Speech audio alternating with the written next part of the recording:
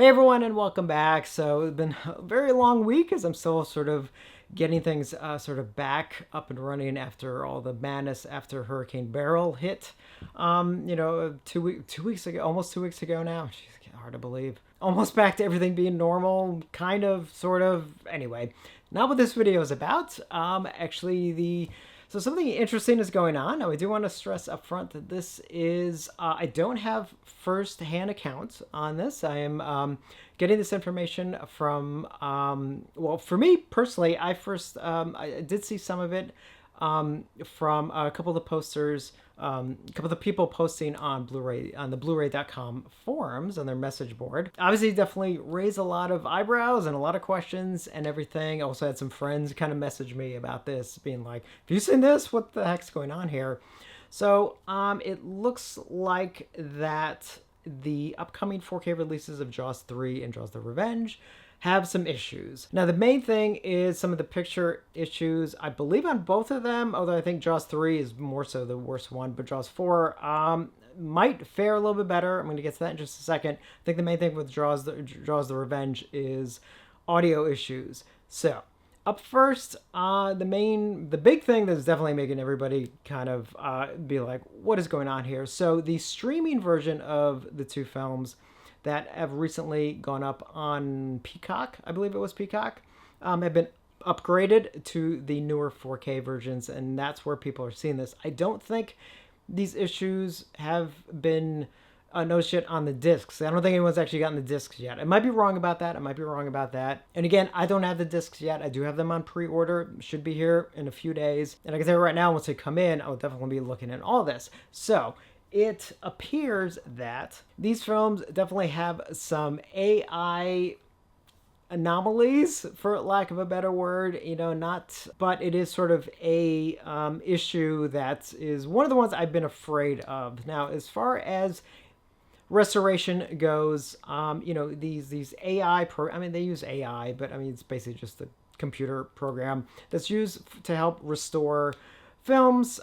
This is not new. This type of technology has been around for many, many years. None of this is new. I know some people are kind of treating it as new. I think what's happening is they've just gotten better. I think we have much more advanced versions of the same software now, which is good on one end because it really can help restore films a lot better, especially films that do have actual, that have not aged well. They do have damage and scratches and, missing frames and all that kind of stuff that, can hopefully, be restored. And these programs can help do that, help, sort of clean them up as far as removing dirt and maybe very like chunky bits of grain and things like that.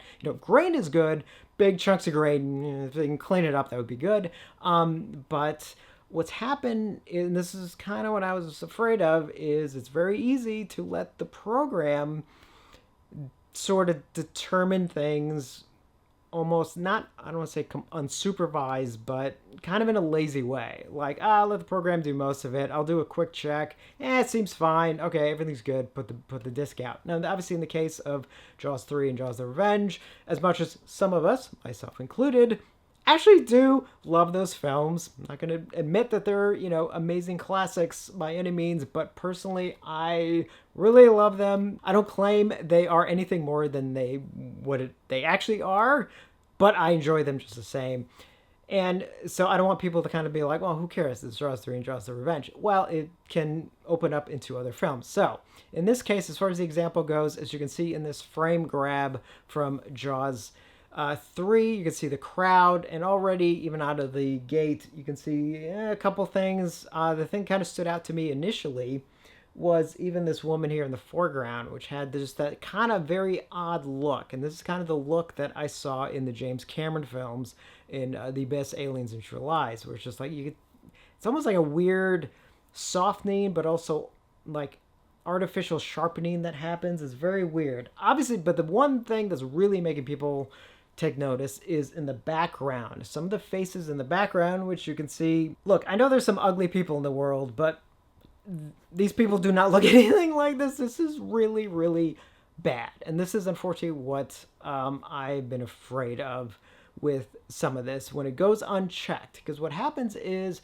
these programs, they are meant to try and find, again, pieces of, damage or scratches or things like that, but it doesn't always differentiate something that could be, dirt or just something very in the background, in these cases like these faces and stuff. In the case of Jaws 3, which was shot in 3D, and it was, used the 3D process in general. There were so many different versions of how 3D films were made.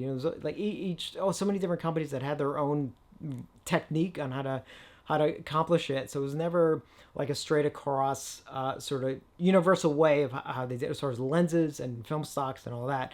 Jaws 3D has always had a little rough around the edges look, and it's honestly, it's always going to look that way. You can't change that. Now, the problem is, in the case of this, is obviously you're going to have the program sort of pick up on probably background elements that are probably very grainy, and maybe it technically reads as dirt or something, and it's going to try and fix that. And this is what you get with things like that.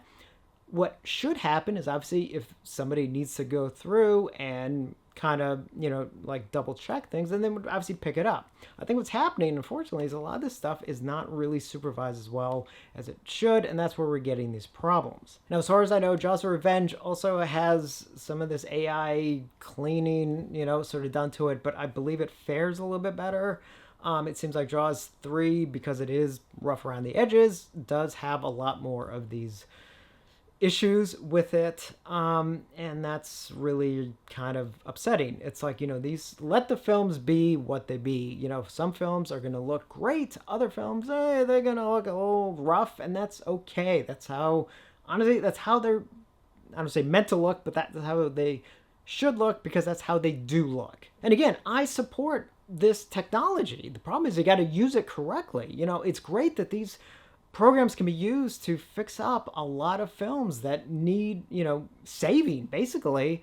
And it's great that we have this tool that can do it even better than it used to be even, just a few years ago. But it needs to be, you can't just let it do its own thing. And that's what I'm afraid is happening here, and what potentially could happen on so many other films, especially other films that maybe a studio just determines, doesn't require the effort. I got to stop doing this for this video, but, Now, as we move on to Jaws of Revenge, as far as the audio issues, so unfortunately, so both Jaws 3 and Jaws of Revenge, I believe, have new Dolby Atmos mixes on these new 4K releases. I didn't see anything regarding the audio for Jaws 3, so I'm assuming that's okay.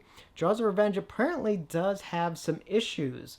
Now, I don't know who originally posted about the visual stuff, especially in regards to Jaws 3. If anybody knows, let me know. I definitely want to give them the proper credit. As far as the audio goes, I do believe, this is the post I saw, and I believe this is actually coming from this person on the blu-ray.com message boards from Jaws TDS, did post this about the Dolby Atmos track for Jaws of Revenge.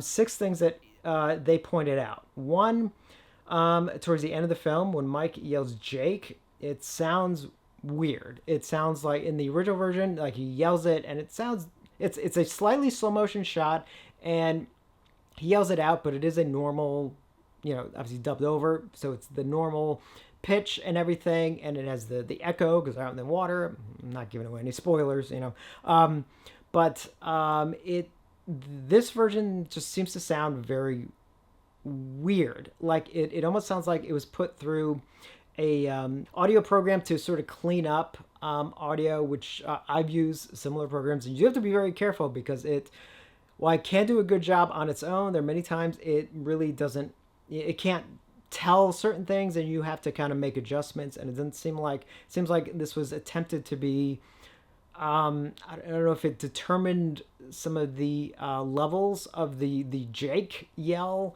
as something that it wasn't supposed to be, so it sort of tried to kind of bring it in, or so. I'm not explaining it well, but it's like it's weird. I saw a clip with it of it. I wish I could show it, kind of thing, but I can't, unfortunately, but that's definitely something I want to check into. Next up are some missing lines. One is, again, towards the end of the film, there's a couple of lines at the very end, 2 lines that are taken out. Now, I believe those were lines that were added.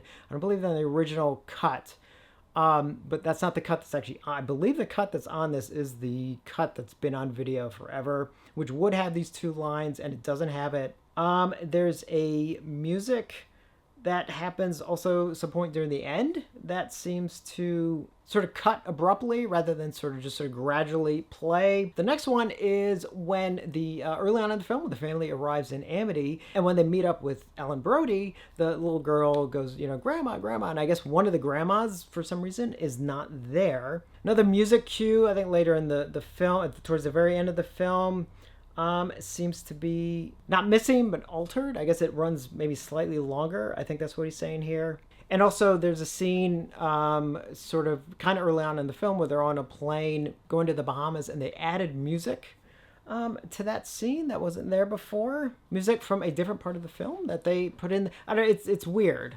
So I do want to give a shout out to him for noticing all of these alterations. And of course the problem with this is the fact that, and this happens a lot. It's a lot, but I mean, a fair amount of times where, some of these remixes was, again, I am all for remixes, having new surround mixes and stuff for done a lot of films. But again, you have to, two things. One, you really got to make sure that you are still enhancing the original theatrical, the original theatrical mix. You're just sort of enhancing it.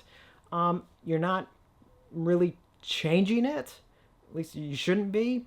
And, which is not the case here either, is the fact that, as I made this argument plenty of times, the original theatrical mix is not on either of these releases. So you literally have no choice, especially with Jaws of Revenge. All we have, at least as far as English goes, is this Dolby Atmos track with some of these changes. Now, some of you may be like, these changes don't bother me. Yeah, overall, do they change the film? No, but I know, I don't know. It's still, I notice it. I've seen the film enough where it's definitely going to stick out to me. It's like, and it's, again, I have no option because I can't just switch over to the original theatrical, stereo mix or something because it's not there. Studios especially need to be very much better at that. Universal is not good at including original theatrical mixes, and this is, and then when stuff like this happens, it's like, great, I now have no choice, and I highly doubt they're going to fix it, which is sad. So again, I haven't seen any of this firsthand. I should have the discs myself in a couple days, and definitely will check them out. I'm pretty sure the audio issues, unfortunately, will most likely be there. I'm interested to see how the video is on these. Even if it's technically not as bad as it might seem, which I'm kind of hoping at least a little bit, the overall issue here in regards to, to be honest, it's just lazy. Letting the program do most of the work is not good. That's not something we should be striving for in preserving films, no matter what those films are.